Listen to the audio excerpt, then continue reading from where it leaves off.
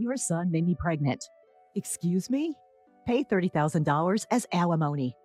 When I picked up the restaurant's phone, I was told that with a young woman's voice suddenly. She was utterly one-sided in the conversation and not even giving her name. I completely underestimated. That must be a prank call.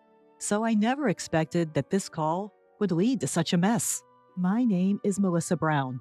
This may sound self-flattering, but I run a popular restaurant somewhere in New York City. We have been featured on national television and in magazines, and thanks to that, almost every seat for lunch and dinner is booked every day. However, because of being famous, nuisance calls and aggressive sales pitches increased.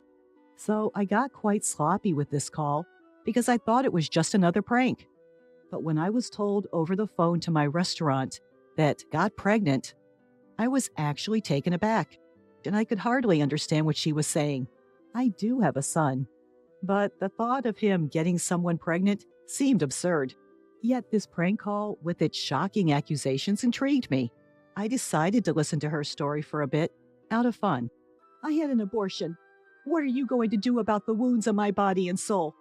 Pay for the surgery too. First off, if I may ask who I am speaking to, even when dealing with prank calls, one of the challenges of the service industry is having to respond politely. It would be a nuisance if our conversation were recorded and exaggerated with false information being spread around. I'm a customer at your restaurant. Is that the first thing you have to say to me after your son hurt me? Your family lacks both common sense and compassion. I find it hard to believe my son would do such a thing. My staff in the kitchen and at the counter glance over at me as they sense this isn't a usual dinner reservation call. I smiled and waved at them to make them feel safe and assuring them that everything is all right. Your son assaulted me on a dark street. And you recognized him in the dark? Of course. But are you sure it was my son? Don't play dumb. I'm absolutely certain. It was your son who lives with you. I've been so scared since then. I even can't go out alone. What are you going to do about this? She started detailing how the assault had happened. I think you might be mistaking my son for someone else. But this seems like a serious matter. Can we meet in person to discuss it? Most people who make prank calls like these tend to shy away from meeting face-to-face, so suggesting a meeting is a good way to get them to back down. In the beginning, I was merely entertaining her call out of fun, but as it seemed to be dragging on, I proposed the meeting to end the call soon. You saying, meet with the criminal's parent? How dare you suggest that kind of thing to a victim? But I'd like to verify your story in person. Are you saying I'm lying? That's not what I mean. To be honest, I wanted to say, you're lying, aren't you? But I held back. Then she started berating me and saying, I can't believe a person like you is a business owner. Why don't we meet and talk about this anyway? No matter how many times I suggested it, she continually refused to meet. I see. So what do you want me to do? Pay me alimony, $30,000. But it's a case of mistaken identity anyways. And also, I can't afford such a large amount of money. You can pay. I know your business is thriving. Pay it or I'll sue you. Even though my business is thriving, it's just a small place, and $30,000 is a large amount of money, and I don't even intend to pay. Are you sure you want to involve the police? I don't mind. At my unhesitant response, the woman fell silent for a moment. If my son truly did such a thing, I should hold him accountable as a parent, but I don't think he did.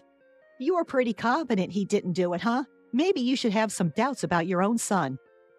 I would believe it if there was evidence. Do you have any? Evidence? I'd be troubled if you asked me for money without any proof. There was silence on the other end of the phone as the woman seemed to be contemplating something. If there's no proof, I'm hanging up. I said that and trying to end the call. Then, hold on. If there's evidence, you'll pay the alimony, right? Well, I would consider it. Then wait. I'll bring the evidence. With that, she hung up the phone almost as soon as she had finished speaking. Owner, are you all right? There's no problem. It's just a prank call. One of my employees, Mr. Murphy, voiced his concern, so I reassured him like that. There's no way she has any proof, so I don't expect she'll call back again. But I have an uneasy feeling that she might barge in and cause a scene at the restaurant. In the evening, while preparing for dinner, I had completely forgotten about the phone call. Mr. Murphy ran up to me, holding a manila envelope in his hand, with his face as pale as a ghost. "What's the matter? It's not like you to run in the restaurant." "Owner, this came." What he handed me was a letter. "Ms. Melissa Brown, I was assaulted and impregnated by your son. Please transfer $30,000 as alimony." Written below were the bank transfer details, and the recipient's name was Karen Williams. Mr. Murphy was pale and disturbed because he was the first to see the contents of the unsealed and unsigned letter. "Calm down. But you know my son, right?" Hearing this, he seemed relieved. There was something else in the envelope. I pulled it out, and it was a pregnancy test. What's that?" This commotion attracted the other employees. All of them seemed taken aback. Could it really be the owner's son? Some employees gave me a contemptuous look, but they were quickly convinced when I explained. I put away the things that had been sent on my desk and returned to my usual work. A few days passed without transferring any money, but during this time, there was an unsettling incident. "Owner, this came again." Mr. Murphy came with the manila envelope in his hand and looking fed up. "I see. Check the contents and put it away in the usual place. Recently, these harassing letters have been dropped in the restaurant's mailbox many times a day. Are you planning to run? Pay up. The owner is a parent of a criminal. Her son got a college girl pregnant and didn't even apologize. The owner of this restaurant is a heartless and cruel woman with no sincerity. Irresponsible, overprotective, toxic parent. It's your fault your son became like that. Take responsibility. I'll make sure no customers come to this restaurant. It's for the good of the world, for the good of the people. I wonder what would make customers stop coming to a restaurant. Like those restaurants where they put that greasy, black, and disgusting thing in the food. I wouldn't go there again, that's for sure." The content escalates progressively, and the last part is practically a threat. Thankfully, no claims have been made that anything is actually in our food. But the constant anxiety that we might be set up is exhausting. Amid all this, something caught my attention. Well, again, a vacant seat increased at lunch. The number of customers was just gradually decreasing. Yes, it's unusual. Today, we even had 2 tables empty. My thoughts went out to the poor ingredients waiting to be prepared in the kitchen. "Owner!" I looked up at Mr. Murphy's call to see him heading my way with his laptop. "Look at this review site." On the laptop screen, the latest reviews were filled with harsh, slanderous comments. Bad customer service. They don't listen to the customers, especially the owner, who seems to be getting full of herself after appearing on TV and in magazines. The food is getting worse. The soup taste was way more plain than the last time I visited. I saw an employee drop a piece of meat before grilling and sneak it back. Every single day, poor reviews were posted, causing our star rating to plummet. I realized that I was shaking with anger. It's unacceptable. Why should this restaurant, which we've worked so hard to build with the intention of pleasing our customers, be wounded by such baseless accusations? Are the preparations progressing? An unfamiliarly low and cold voice involuntarily slipped from my mouth. Yes, they're almost completed. Upon hearing Mr. Murphy's response, I couldn't help but smirk. It's been a week since we discovered the slanderous comments on the review site. Since then, the number of customers has continued to dwindle. When I stepped out into the dining area, Mr. Anderson, a regular, was sitting at the counter next to a young woman. "Mr. Anderson, thank you, as always." "It's tough for you lately, Melissa." When I greeted him, Mr. Anderson offered me words of consolation. Well, this job is my lifeline. I smiled and replied. Mr. Anderson shook his head sympathetically then. "You're strong. especially considering your son's predicament. But don't lose hope. I'm on your side, Melissa. We'll support your son as he atones for his actions." What? I was taken aback and couldn't understand what he was talking about. Well, I noticed this place is quieter than usual, so I was wondering what happened. Then this young lady here kindly showed me a webpage about this restaurant. With that, he gestured towards the pretty woman in her early 20s sitting next to him. "I really feel for you. I love this place, so I thought I'd come here more often to help out in any way I can." Come to think of it, I recalled seeing this girl in the restaurant quite frequently recently. "Excuse me, but what's written here is a misunderstanding. The regulars here were wondering why the place has been so empty recently, so I explained it to them." What? I doubted my own ears and trying to make sense of what she was saying. I mean, it isn't sad not to know the truth. Besides, I thought the owner would be happy to know that people like me and Mr. Anderson still come to this place.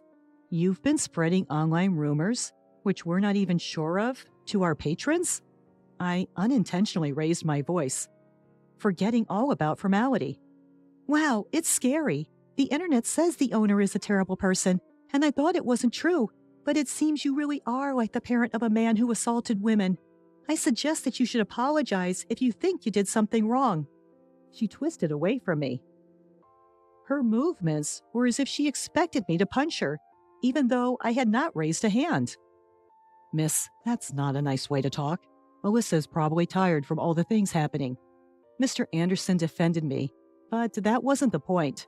I was about to explain that the fundamental issue was different, then suddenly her bag fell from the back of her chair. It must have moved while she was twisting and turning. Despite my simmering rage towards her, my service industry instinct kicked in, and I moved to pick up her bag. But then I saw it. Karen Williams? The name written on the student ID card that had fallen out stopped me in my tracks.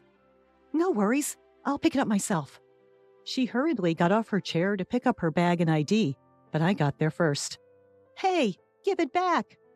But it wasn't a mistake. That name was the one on that letter with a pregnancy test, which wouldn't even serve as evidence of anything.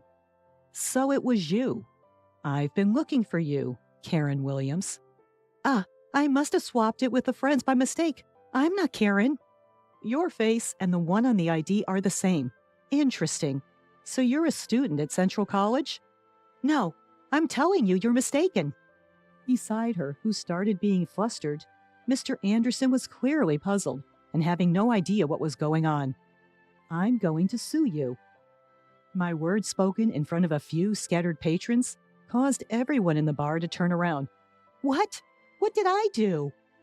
"I believe you're the one who knows really well what you did. Since we're all here, why don't we let everyone hear?" I looked around the bar. It was mostly filled with regulars. While it's nice to have regulars, it meant that almost no new customers were coming in. I couldn't help but feel furious about this young woman disrupting our business. "Let me start. Are you the one who called claiming my son assaulted you and impregnated you, demanding alimony?" I glared at her and pressing her for an answer. "Yes, that's me. I'm the one your son assaulted." Seeing that there was no way to deny it anymore, she admitted it surprisingly readily. "What? You want to embarrass me in front of all these people? This could backfire, you know, considering the reputation of your bar." She crossed her arms defiantly and completely brazen. Her attitude only served to fuel my anger further. "Mr. Murphy, bring everything over." I instructed him to hurry up and bring me a laptop from the store's office, along with a stack of envelopes and documents that could be about 4 inches high. "Was it you who kept sending harassing letters to the store over and over again?" I read some of the letters in a loud voice so that other customers in the store can hear. "Pay up or run. This owner is a criminal's parent. Her son impregnates a college girl and doesn't even apologize. Poor souls being forced to eat food from this woman's restaurant. I'm sure I'm going to make customers not come to the store. It's for the greater good." Some were covering their mouths at the harsh words among the regulars who heard the content. This is completely threatening. There's no evidence that I sent this letter. Maybe some outsider who heard the rumors sent it just for fun. As she was desperately making excuses, I silently opened my laptop and presented her with the screen of another review site. Some of you here may have seen this, the defamation on this review site. You did this too, right? I'm saying, where is the evidence? Are you all right in the head? Evidence, evidence. You seem to love evidence so much, even though the one you presented is such a mess. I showed the first received letter and the pregnancy test to Mr. Anderson, who was nearby. This is the pregnancy test she brought as evidence. What do you think? Isn't this red line just a marker? Even my old eyes can see that. The customers who were listening started to buzz. But this might not prove that I was assaulted, but it doesn't prove that I'm wrong either. No matter what happens, she is insisting and shouting angrily that she is the victim. I was assaulted by your son. He said it himself. It's disrespectful to doubt that. The customers are whispering in hushed tones and seems not sure whom to believe. Since I, the victim, am saying it, it must be absolutely true. She started to cry as if to attract sympathy. Well, I'll prove it then. My son? He's 3 years old yet. Upon hearing this decisive fact, she let out a small, "What?" as if deflated. My son may be a bit rambunctious and strong for a 3-year-old, but there's no way he could assault you. No way. I know you have a big son. You live together, right? I even have a picture. I heard you talking about dinner. Saying that, she pulled out her smartphone and showed a picture of what looked like a young man talking to me at the back door of the store. Oh, isn't that Taylor? See, you do have 2 sons. Perhaps regaining confidence from correctly naming the person in the photo, her tone increased. That's not correct. I immediately denied what she said. Then, who is this person? Don't tell me he's your lover, having an affair with a younger guy, and then that guy impregnates a college girl? What a scandal! Not only is your store done for, but your marriage too. To her triumphant words, I revealed something. This person, this is my niece. Your niece? Yes, and actually it's a girl. I explained that my niece is tomboyish and is often mistaken for a boy, even as an adult. She's a college student, and as she boards at my place, I ask her to cook dinner and pick up my son as a form of rent payment. If you need evidence, want me to bring her in person for you to check? I told this to her, who stood there shocked and seemingly unable to hear me. By the way, I've already gathered all the evidence about the harassment letter and the posts on the review site. Evidence? No way. She seemed like she might collapse any second and turned to face me weakly. I've already consulted with the police and my attorney. I explained step by step the preparations I've made with the help of Mr. Murphy, one of my employees. The first piece of evidence was a letter from her with fingerprints that matched those on the harassment letter. All posts on the review site were confirmed to be from the same person after a disclosure request. With no way out, she sunk to the floor as she drained. You were just saying that it's better to apologize quickly if you've done something wrong, weren't you? She mumbled something while looking pale and looking down, but I couldn't make out whether it was an apology. I will contact the police about you. I'll inform your parents and your college as well. Be prepared for a lawsuit for emotional distress damages. No, please don't do that. I'm still a student. Please spare me. You may be a student, but you're an adult, over 18 years old. You will take responsibility for your actions. I can't handle that. Please, stop. Subsequently, I filed a criminal complaint against Karen Williams for defamation and business obstruction, as well as for damages to the shop. Apparently, she had always been a big spender, buying brand bags and clothes on credit, and ended up committing these crimes after she was unable to make her payments. As a result, she was expelled from her college, This incident even made the news, and I've heard that now she is the one who has been receiving harassments after her personal information was exposed. Through my lawyer, all the slanderous posts on the review site were deleted. The uproar unexpectedly turned into a positive result as it cleared up the misunderstandings among my regular customers. Now, the number of customers has returned to normal. While the incident did deter new customers, there were almost no regulars who left, even despite all the lies that Karen had been spreading. There's no doubt that it was pleasing to know that her claims weren't taken at face value. Moving forward, I aim to continue running the restaurant to meet the trust of my customers.